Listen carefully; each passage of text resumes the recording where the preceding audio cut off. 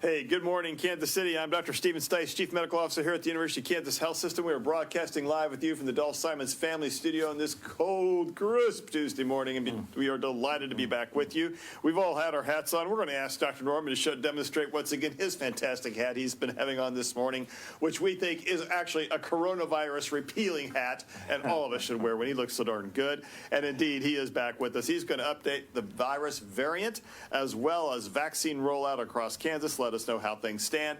Before we go there, Hawkeye, how you doing? Yeah, I'm good. So, Hawkeye, are you the reason we did not win the Super Bowl? No, I didn't jinx. Okay. Unlike that college football Dr. Pepper commercial, I did not jinx anything. Okay. Well, I think we were really much closer in this game than Mahomes was running for his life. We got a lot of injuries on the line, but gosh darn it, we were still pretty close. And the referees, I think they go to the Tom Brady school of officiating. Yeah. Not to mention next year we're going to beat them, and we're going to take away Tom Brady's Geritol. We're going to see how he plays then. How are the stats this morning? You know, our stats here at the health system are actually pretty good.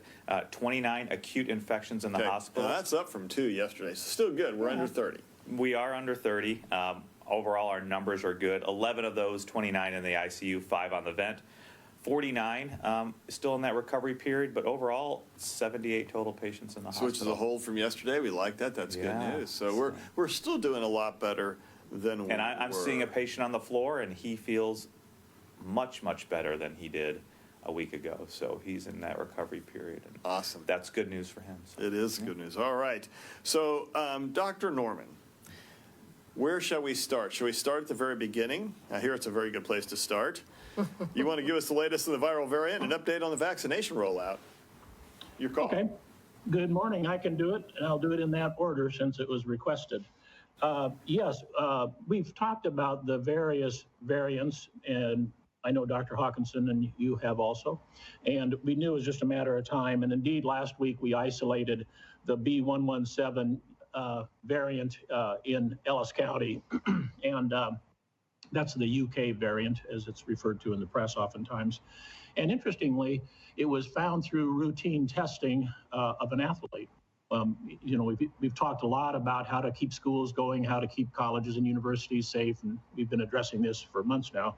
And this is an example of one that was found through routine testing, which is, of course, why we advocate for this. We went in that last week, toward the end of the week, with one of our brand new mobile testing laboratories, a strike team of individuals that came on site, tested about 200 people that were contacts or might have been contacts of this particular individual.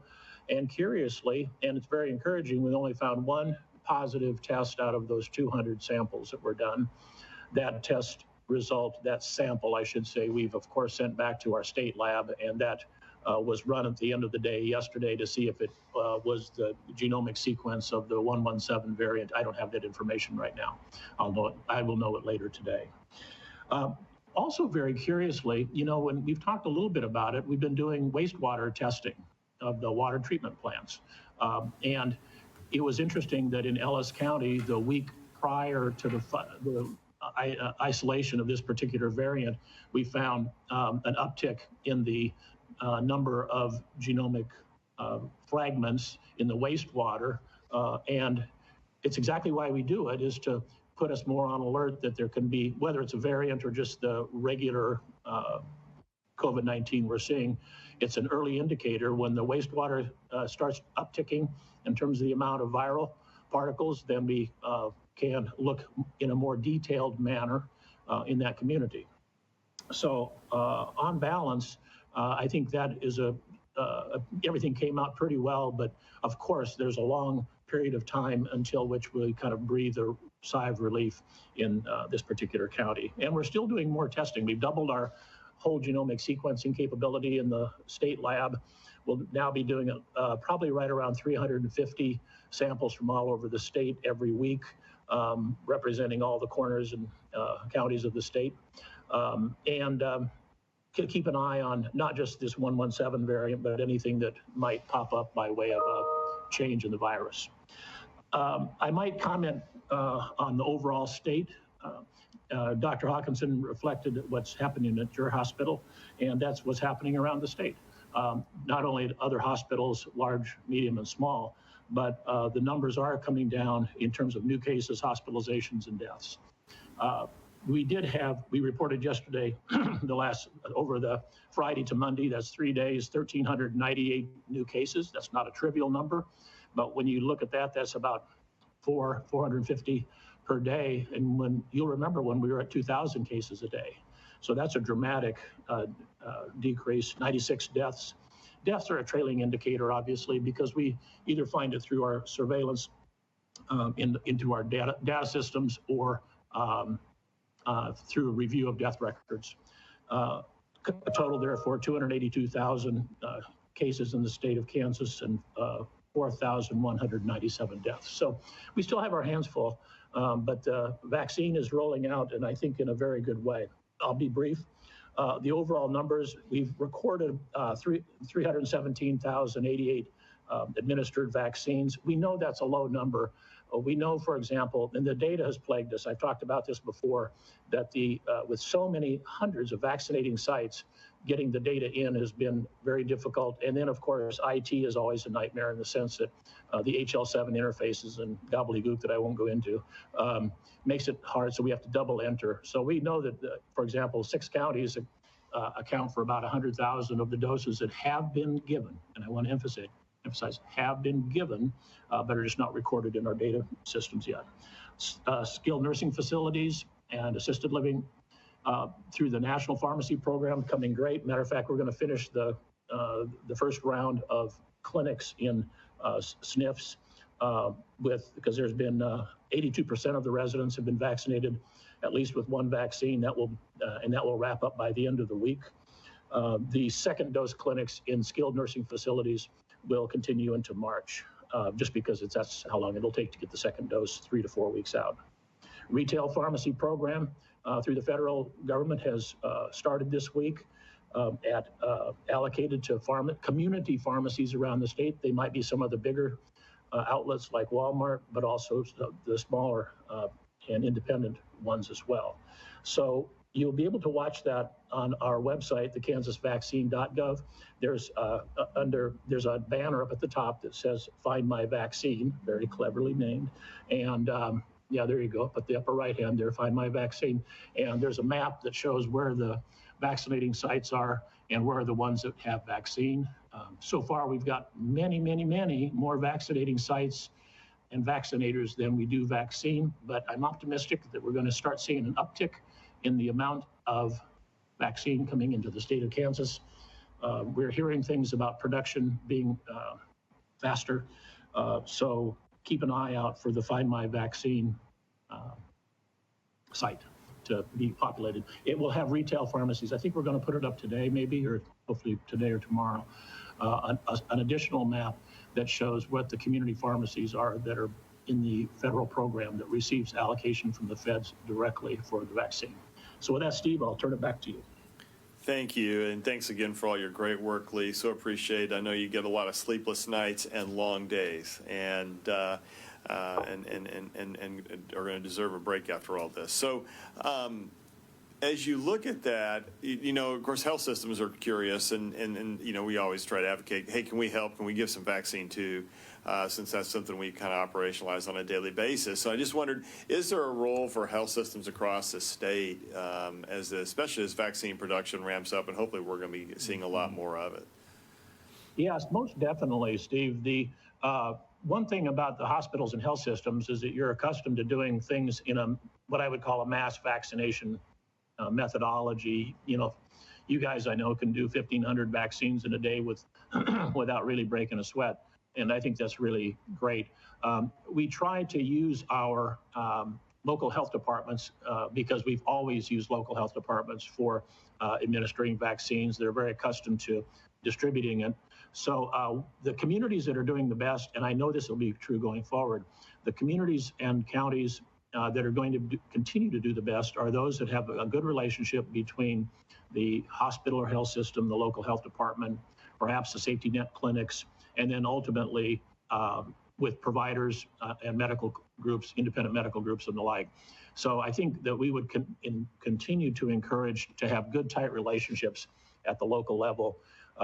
We're already distributing to hundreds of places for the vaccine. And this way we make sure, because we want to remember that we also, and you guys are so good at going and getting into the communities that are the most difficult to serve, whether they're older people, for example, that are essentially shut in, but they're not in nursing facilities, whether it's racial and ethnic minorities, whether it's small group living homes that aren't registered with the state. We may not know about them, but they're your patients, and you know where they live, you know where they are. Ditto that for pharmacies. Pharmacies have deliver drugs, deliver medications to people's houses. So this will take a lot of, and particularly in the difficult to serve populations, it'll take a lot of work and cooperation. And thank you guys for doing it, because I know you're willing to stand up and do We're it in any large place we can help. That's our goal. We want to help. And I think most health systems, when I talk to my counterparts at Olathe and across the state, or Stormont and or Shawnee Mission Advent, or any of those, I think St. Francis, everybody, Hays, they're all willing to just say, how can I help? I think Hays has done a great job. You look at the work they did with their FQHC health department and the health system together. They're working and using, I think, an abandoned grocery store, if I remember the story, or something like that. And they went in and they set up a whole vaccines clinic there and did a lot of vaccines together. So that's the example, I think. And we all have a role to play. We want to make sure we play the role. We want to get those arms. We want to get those arms just a little sore from that vaccine as soon as possible. Lee, when do you think the vaccine uptick will take place? And I keep hoping, Johnson & Johnson and Novavax have not gone up with their EUAs yet. They said they were going to, but I keep waiting for them to submit. Right. I think there's going to be a gradual uptick in the existing vaccines that we now have, but the larger incremental jump will occur when we have more vaccines.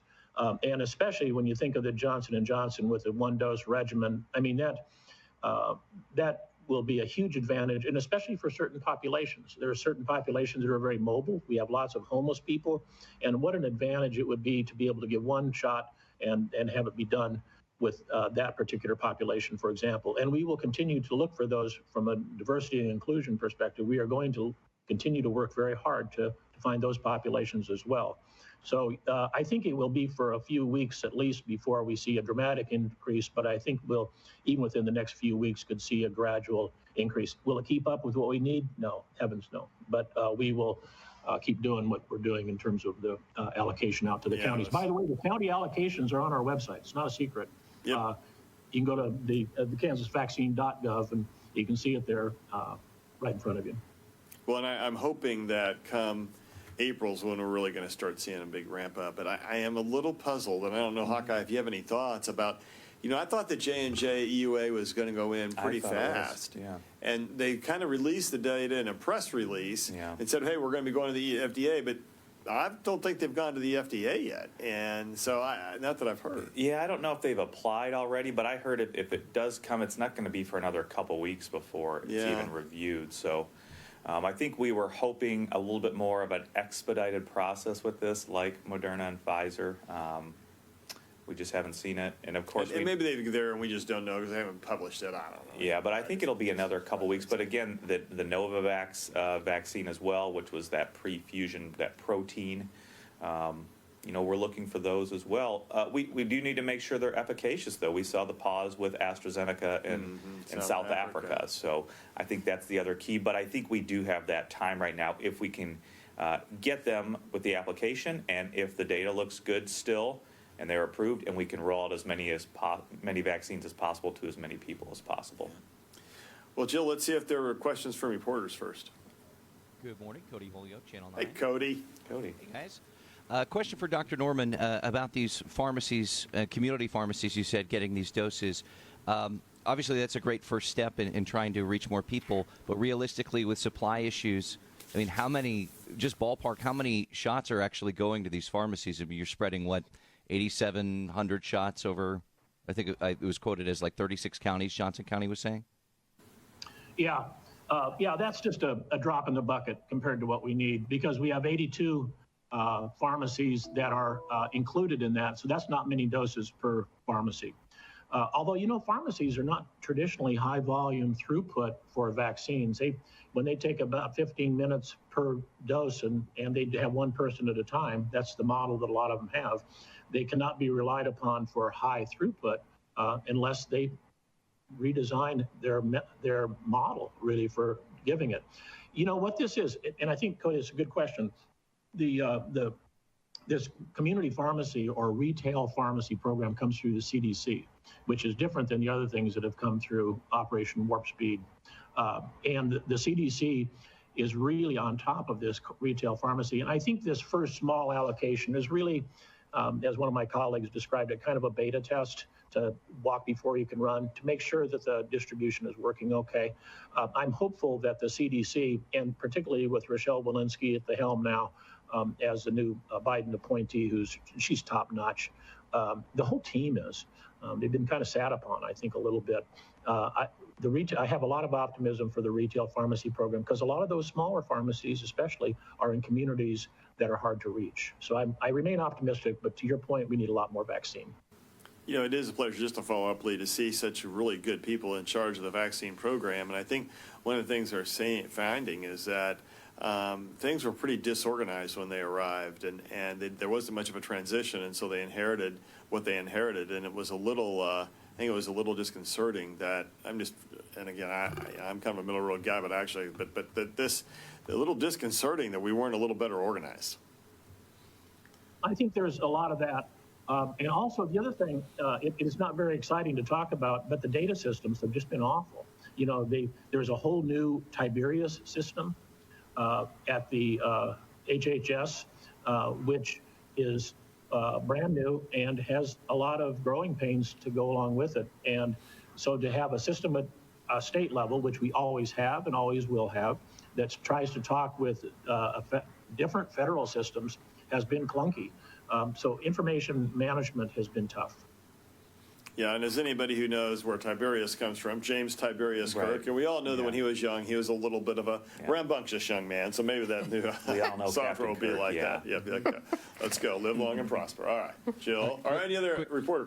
Sorry, quick follow-up. First off, they got to maybe pick from a different show if they're going to do all these Star Trek references. Oh, no, Cody, no. No, it's fine. No, I love Star Trek. Be with you, Cody. Yeah, there we go. Oh, wow. All right. When we talk about... one more on the community pharmacies. Even the Walgreens up the road from where I live has kind of retooled their layout, and I'm curious if Dr. Norman is seeing any of these pharmacies start to build toward being a sort of vaccination hub. Are there talks or anything like that going on in especially the rural communities? Yes, that's the short answer. And because they've had a long time to ramp up for this. We've been talking about it for months now. And CDC have been working the retail pharmacy side and working with the large ones like Walgreens, CVS, Walmart, et cetera, but also the associations that represent smaller groups. So how they choose to do that is very much up to them, but we're hoping that they will be able to flex up as more volume comes in. They've had plenty of time to work it. Anything else out there, Cody? All right. Any other reporter questions? Hearing none. Jill, you're on. What do you got? All right. We have the best audience ever. They have got great questions today. Matt wants to know, Dr. Norman, what is the rate of ramp up that we would have to have across Kansas in order to get back to summer fairs and fall festivals and baseball and weddings? Or is that number even achievable? Well, it's not achievable at the current rate of vaccine production and delivery. But it is achievable if we would have 5 times the amount of vaccine that we have right now. You can figure out that if we're doing 80,000 doses a week and we've got 1.7 million people that will want the vaccine, I don't have my calculator in front of me and I'm not going to do it in my head, it will take a long time to get there. So it's just a matter of doing the math. Children, those under the age of 16 are not eligible for a vaccine yet, although that could be coming. There is still going to be a certain rate of refusal. So it's not like we're starting with an N of 3 million people and then dividing by the number of doses. It's going to be a smaller population than that, but at 80,000 doses a week or something, it's going to take a long time to get there. So yeah, we need more. And just to say, on the New York Times, on the open access part around coronavirus, there's a nice graph about the current rate of vaccination that says at the current rate, which is about 1.4 million people a day, it will take till December the 10th in order to get everybody vaccinated. So that's approximately a very long time. And about that time, it's going to be time to give everybody their next round of shots. And so, you know, we got to speed up the timeline. The only way to speed up the timeline is to have high production. The only way to have high production is get both Moderna and Pfizer ramped up, which is great because they have such high efficacy, but trying to get these other players in the market. And let's not forget, there's approximately 20 or 25 other vaccines behind the ones we talk about all the time that are in trials at different parts of the United States. So we're going to get more vaccine in the market. I think it'll continue to be very effective. You know, Novavax looks almost, actually is as good. It's 90% effective, so it's really good. I think we're going to see all of them playing a pretty good big role. It's just going to take a while to get them approved into and then production up to the point that we get it. And I think in a few more months, here's my prediction. My prediction is we're going to have a different discussion. Our discussion right now is centered around, really, there's just not enough vaccine. We can boil it all down. People are mad, people are angry, but the real problem is there's just not enough vaccine. And as we ramp up, the next problem is going to be the logistics to give that much vaccine and get it all entered into the database, which we got to clean up. And for Pfizer, you know, did put out a press release saying they could ramp up production to create a batch within half the time. So yeah, you know, if that happens, we hope so. We hope that's right. Moderna will be right behind it, and Pfizer said we're going to ramp up production. We're going to put 6 doses per vial instead of 5. Oh wait, we already do. Okay, so one of our viewers wants Hey, Lee, go ahead. Oh, I'm sorry, Jill. I just wanted to ask Dr. Hawkinson a question, because one of the questions that will occur, it already is occurring, is can we get creative? What happens if one of the vaccine producers really is able to ramp up and the other ones don't? Can the second dose be something different than the first dose? Should we be using, because that first dose I think is really important to get one dose into everybody. That at least jumpstarts things. At what point do we give out all of it as first doses on the promise that the second dose will come? Can it be a different dose? In other words, how much wiggle room, how much creativity you think we're going to be?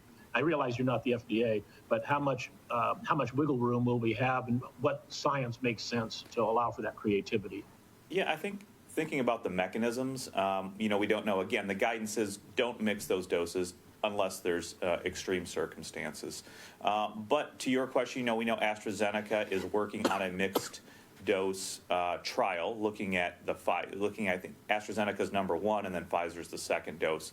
You know, can we, again, as you said, that first dose is important for ramping up your adaptive immunity, your specific immunity toward the virus. I would think that there's probably less of a problem if we're talking about the mRNA vaccines, because they are just the spike, and they seem to be the same spike. There are none of the variant spikes right now. As we get into this, you know, I think there is that possibility that could happen. We just don't have the science behind that. But even with say the J&J vaccine or AstraZeneca, which we know are an adenovirus vector with the spike protein that they encode for. So you're still creating an adaptive immune response to that spike protein. That may be something down the road. We just don't have the science and the data to support that, but there could possibly be a mechanism. And again, what is the efficacy behind that? What is the safety? Those trials are starting to be enrolled in, specifically for AstraZeneca and Pfizer, mixed dosing. But I definitely do see a mechanism there if you need to, especially with Moderna and Pfizer mixed first and second doses. Yeah, and this I know there's talk about ongoing studies looking at that question. My gut says to me it's going to work. Yeah. Because what you're doing, especially, I mean, I think Pfizer and Moderna especially, to mixing those two, I think it'll be interesting to see the data around, can you mix a J&J and AstraZeneca with Pfizer or Moderna or with those two. And so more to come, I expect. Okay, so one of our viewers said that J&J did submit for their EUA application on Friday. Yeah. And Excellent. I missed that, so good. And Dr. Kevin Ault, who's our OBGYN, who is also on the CDC ACIP committee, Yep. had told me that he had expected at their meeting that's either going to be on the 27th or 28th that they would take it up. So he is booked already on the first Monday in March to Awesome. talk about J&J. Awesome. So there's that update. Here's a question. If Debbie wants to know on the ramp up, how do they do that? How do they just make up more vaccine? And she's also concerned about the vaccines being synthetic. She read that people died after having the vaccine. Can you address so all let's of that? just say, so first of all, we've given over 16,000 doses of vaccine here at KU. We have not had a single death from the vaccination. And you can go around, look around nationally, there's nobody dying from the vaccination. That's part of that internet lore, if you will, that is just not true. On the other hand, we have had over 440,000 deaths from COVID-19. That is true. And so there is absolutely no comparison between those two groups. And Lee, have you heard that too, the vaccine lore? I agree with you, Steve. I think there's two kinds of misinformation. One is just people passing along things they've heard, and then there's also very deliberate misinformation and undermining the process. And the former is more forgivable than the last one. But I'll tell you, we are a member and participate in and always have of the Vaccine Adverse Event Reporting System. And that's when anytime there's an adverse effect from a vaccine, it's reported in through that system. And there have not been rising to the top anything other than just the things that we've talked about with local swelling and those kind of things. Have there been people die after the vaccine? I'm sure, but think about it. We're immunizing people in nursing homes that are 100 up to 108 years old, but anything that's related to the vaccine per se, no. Yeah, the problem is that, right, do people die after receiving a vaccine? Well, of course they do. People die after taking a breath. People die after parking their car. People die after eating lunch. That's just part of normal human existence. Is there an increased rate of death that's related to the vaccination itself? No. Is there an increased rate of death related to COVID-19? Absolutely. I mean, again, these two things they're really not even comparable. Yeah, and as far as ramp up goes, we know for that Chinese vaccine that is the inactivated virus. So they actually have to grow up large vats and volumes of infective virus, and then they inactivate it through a chemical process.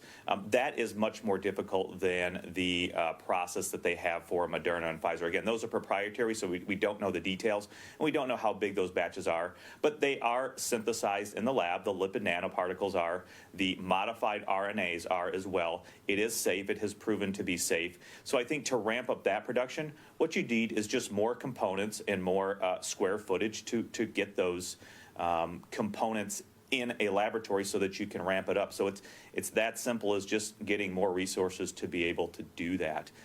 Certainly we know from the Novavax vaccine, which is that pre-fusion. I believe a lot of that is grown up in insect cell culture, so that's a little bit different as well. But I think if you're not growing up a live virus and then inactivating it, creating these modified RNA viruses, it's done in the lab. It's a synthetic process, but it's a synthetic process that has been going on for decades of creating mRNAs and things of that nature. So it's not the new process either. It is safe, but it's just a matter of getting those resources, getting those increased components in that square footage so that you can create that in the lab. Jill, other questions? Joellen wants to know, a phrase that she hears repeated by our panel frequently is, we will know more in 2 weeks. So what do we know now that we didn't know 2 weeks ago? Oh, that's an interesting question. It is. I like Joellen's question. We didn't do 2 weeks ago. I'll tell you one thing we know more now than we didn't know 2 weeks ago. What an impact the rate of vaccination or vaccination of our staff has had on employees being out. So our number, oh gosh, I want to pull this out of my head. I'm probably gonna mess this up. But the number of COVID positive staff members right now in our health system has dropped by 80%. And the answer is we vaccinated 80% of our staff. And so that's just proof the vaccine works. And I think it's a good proof. And we didn't know that 2 weeks ago. You know what else we didn't know 2 weeks ago? We didn't know the impact of how well people were going to be doing on infection control. 2 weeks ago, we still had really high numbers of COVID-positive patients. Today, we are down to 27, 28, 29. Yeah. So what does that tell us? that tells us that when people follow the rules of infection control, and we got a vaccination program rolling out, then we can control this spread of this virus, and we can be thinking that is a story of a light at the end of the tunnel. You know, we're going to have COVID-19 around for a long time. But if we have 8 or 10 patients in the hospital with COVID-19 and whatever, okay, fine. And people are back out in society and going to the Royals games, going to the thing, you know, back to church, back to the restaurants, back to doing the things we all love to do, then at that point, if we still have 8 or 10 patients in the hospital, that's something we can live with, honestly. Because COVID-19 is not going to go away for a while. So I think the best news we've had, and something we would not have predicted 2 weeks ago, is frankly, I was not going to think we were going to be down to this low number of patients. And I'm hoping it's just going to decline.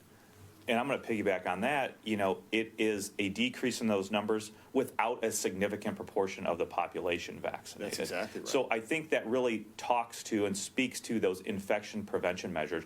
And this is accounting for the variants which have been identified in the U.S. We know that they are out there. We believe that they have been in the United States and California and Florida really since November. Based on genomic studies and a published report on that. But we don't see that overwhelming surge. And so why is that? I think it's because of the behaviors, and it's a behavioral disease at this point. If everybody can continue to do the masking, the distancing, not meeting in large groups, not interacting with other bubbles, that is the way to move forward until we can get a more sizable proportion of the general public vaccinated. But I think the other thing that's really helped masking is it's just, masking as a political statement seems to have died. It needed to have never started, but it's at least died off a lot. And now I see people masking because they seem to know it's the right thing to do, and masking works. Lee, what do you know now that you didn't know 2 weeks ago? Well, there's some of the same things you guys talked about, but the retail pharmacy program, while it's just getting its training wheels on right now and will be taking off, was a glimmer in our eye 2 weeks ago. So that's a mechanism that has terrific potential to grow and grow some more as more vaccine. The other thing to not lose sight of is 2 weeks of safety information when it's coming at 1 million doses a day and 1 million examples a day. 2 weeks of safety information is dramatically comforting. And I'm with you. There we go. That's beautiful. Yeah. And hey, one other thought, and maybe you said this and I missed it. What's the percentage of seniors or of nursing home residents that have been vaccinated now? 82%. Yeah, that's really good. And I actually think that's having a positive influence in hospitals already, too. I think the more we see of that, the better off we are. Yeah, and I think to your point, too, about, the hospitalizations, we understand there's going to be an equilibrium there. Yeah. When we do roll out these vaccines, the biggest impact they have is reducing severe disease and death. And so if we have people in the hospital, we can, do our supportive measures and our remdesivir and everything. But when we have the mass general population vaccinated, we can really cut down on those deaths, and that's an extremely important part of that. I forgot to ask Dr. Norman if he had a hard stop today. Can you do 3 more questions? Sure. Okay. He likes us, Jill. Mm-hmm. Yeah, we like him too. Maybe he likes you. I don't know about me. No, I hope he does, but yeah. All right. Anil is asking. We remember Anil. Hi, Anil Garbacher. I hope you're doing well, Anil. Hang in there, buddy. It's awful cold out there. Be careful. Be safe. He said that he read some places where prior COVID survivors have a rougher time with symptoms on the first shot, and he wants to know, are we seeing the same on the second? I think he might have had his first shot. All right. So, Lee, what do you think? Are people who have had COVID, are you hearing that they're having a harder time with their shot, first or second? I think people have a little bit of a brisker response, yes. Has it been incapacitating or something that's required anything special? No. But I do believe, and I'll be curious also what Dana says. But what you thinking, Dana? With Moderna, most certainly, the second shot, people have more symptoms from it than the first shot. Is it a big deal? No, not really. Take some Tylenol and be lazy and get over it. I don't think we've seen as much with the Pfizer, but yes, if people have had previous COVID infections, they do seem to have a little brisker response. Yeah, I don't know. I would agree with Lee. I haven't seen any published data on that. Certainly anecdotally, I know people who've had the infection. They may have had some arm soreness and some fatigue after the first dose. and they were preparing for that or worse on the second dose, and they had really nothing on the second dose. So I think it is variable there until we see some published data, and it's anecdotal. But you could understand, just as Lee talked about, you can understand why that would happen. You've already seen that. You've already seen that spike protein. Your immune system your adaptive immune system is there. You have the specifics for the antibodies and the T cell responses to that, so you can understand why that would happen. Yeah, I think that I hadn't had COVID. I had a nice brisk response to my second shot. Knocked me back for a day, but then I'm fine after that. And I think that's okay. I mean, that's just part of what we're going to have. And we ought to expect when we have an immune response, oh, wait, we have an immune response. And that can happen with Shingrix. It can happen with influenza. It can happen with MMR. And it can happen with the COVID-19 vaccine. It is not a reason to not get the vaccine. So Christina said that she was watching Channel 4. Don't know whether it was in this market or in another one. They said the doctor was saying absolutely, absolutely do not take Tylenol or ibuprofen or anything after your vaccine. And she wants to know what your thoughts, if you still remain. Absolutely is a strong word. Yeah. I'm not sure I agree with that. I heard they were going to ask that question. I don't see a mechanism for that, whether it's Tylenol, or whether it's an NSAID, which is a non-steroidal anti-inflammatory. If you are taking that for, say, 8 to 24 hours because of discomfort, when you have this immune ramp up going on after the vaccination that occurs for 10 days or 12 days or 14 days, and then you get your second dose after that, I don't see a real mechanism for blocking and stopping that. I don't see how that would happen and have long-lasting effects when we know that it takes some time for the vaccine to get to the muscle cells and then also get from the shoulder, the deltoid, and drain to the lymph node, where a lot of that immune selection is taking place. So I don't see a large problem with that. When we know that people took antipyretics, which means fever reducers essentially, during the studies as well, and we didn't see any of that. So again, just overall, I don't see a mechanism for that and having long-lasting effects if you're taking it for 8 hours to 24 hours to help reduce some of those symptoms. I just don't. Lee, any other thoughts you have around that? Oh, I agree wholeheartedly with Dr. Hawkinson. I would say that I don't think there's any good reason to take it preventatively because I don't know if it would blunt the immune response or not, but I don't think you should take it prophylactically. But maybe if a person has symptoms that are quite troublesome for them after they receive their vaccines, then that might be a reasonable thing to do. But I wouldn't take it preventatively. Well, here's my self-confession. Yeah. Okay, so I'm going to tell you. So I took, as I tend to take naproxen before I get a vaccine, because my shoulder's always hurt, and I've had a couple of frozen shoulders. Like, I'm not going to have that happen, so I take some naproxen to maintain mobility. Okay, so the second time around, I said, I'm not going to take the naproxen. I'm going to try and just grin and bear it. I'll see what happens. And okay, so I took it the first time, got my second COVID-19. If you don't have an immune response, you're really not going to get sick from the vaccine, or you're not going to get all the side effects because the side effects are reduced from your. I had a heck of an immune response that second vaccine. So I took naproxen the first vaccine and had to wipe out my second vaccine. I'm telling you, my immune system could continually work. I'm not too worried about having had naproxen the first time around. And I think that's actually what most people would say. I think when we've had Dr. Paul in here from Mayo, the head of Mayo Vaccine Research, I didn't hear anything about don't take Tylenol or Motrin. Did you? No, and again, you have to understand that your immune response is going to be occurring over those next 10 days. So really 10 up to 6 weeks afterwards, right? Your prediction. I mean, this keeps going and it multiplies on itself. Now, if new data comes out, we'll certainly be ready to accept and look at that, but there's nothing. And we know that people took those types of medications in the studies as well. Yep. Okay, Carol and Jan want to know from Dr. Norman, have you provided guidelines or protocols to CVS and Walgreens regarding end-of-day shots so that they don't waste? And in any kind of criteria, these people are signing up wherever they can to get a shot, and they're waiting to hear. Yeah, we are seeing occasional, what I would call pop-up clinics, because these things do come in certain number of vials to distribute 100 vials of Moderna or 975 vials of the Pfizer, for example.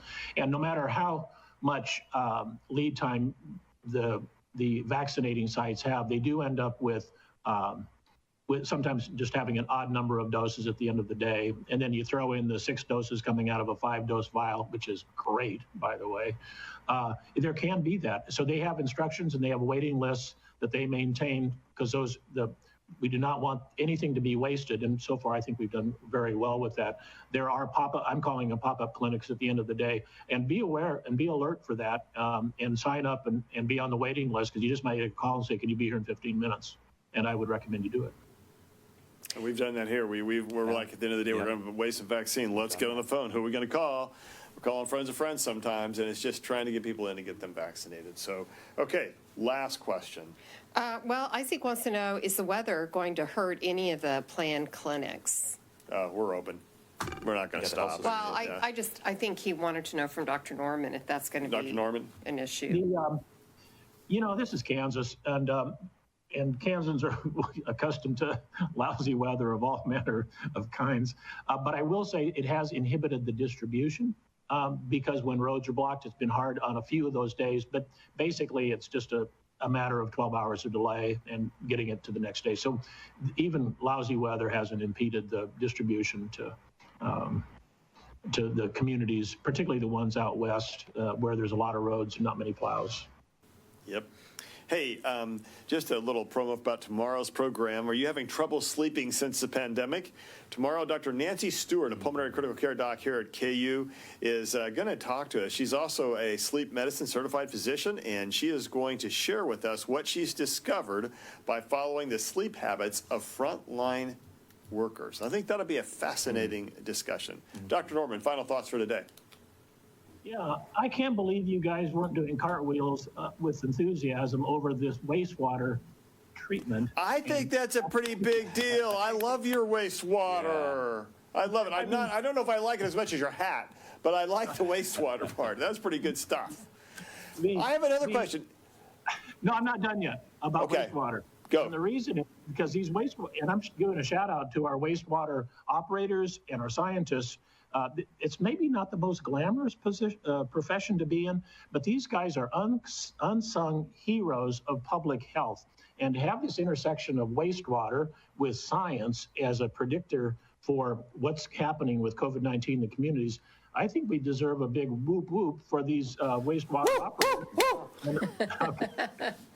Hey, but can you say, just to say, the reason we do wastewater analysis is you look for coronavirus particles in the wastewater to see how much coronavirus is out there as a measure of it, or a measure rises and falls in the types of genomic variation. So it is a big deal. Yep. Are you seeing less COVID-19 in the wastewater, or less coronavirus in the wastewater? Yes. That's a big deal. Especially in the big metropolitan counties, we're seeing very much of a waning, and if there gets an uptick, we'll know that it's been very sensitive and very accurate, I might add. So I have a lot of faith in it. I think that's a big deal. That part about just the wastewater information that it's dropped so dramatically, that's a big deal, which is kind of what we're saying. I think, A, it got cold. Nobody went outside and huddled up and all took off their masks. Okay, that wasn't smart. But B, even when they're inside, I think people are just behaving differently. And you see it throughout the community. You see it when you go into the stores. You see it around. And I think that's what's having an impact. We can bend the curve. We're doing it again. Dr. Norman, thank you for being on the program again today. Dana Hawkins, final thoughts? Yeah, I like that. The wastewater data is really pretty good, not just here, but in other countries as well, for maybe seeing an uptick more quickly than if you would just be doing the testing. So I think it should be, comforting to Kansans to understand that is going on. It's just one more component that we can use to help identify specific spots or local infection dynamics maybe quicker than just overall testing. So I think that's good. Continue to do that and, go one day at a time. Hopefully we can continue to see a downtick in the overall rates of that. The intersection of faith, hope, and science is powerful. And if you think faith in the rules of infection and prevention and control, hope that these rules are going to help get us through this crisis, science, which are giving us the answers and helping us all along. And you know what? Faith, hope, and science are going to be the Chiefs back to the Super Bowl. Because don't you want to be there when we go back and kick the Buccaneers' tails and make sure Tom Brady feels like he really is 44 years old and strip away that Geritol? I do. And we're going to be back at it next year. As we close today, although the outcome was not what we may have hoped for this year, bring it on next year. The experience of going to the Super Bowl is still grand for the 18 healthcare workers from the health system who got to attend. Here are some of the memories they made. We'll see you tomorrow. Go Chiefs.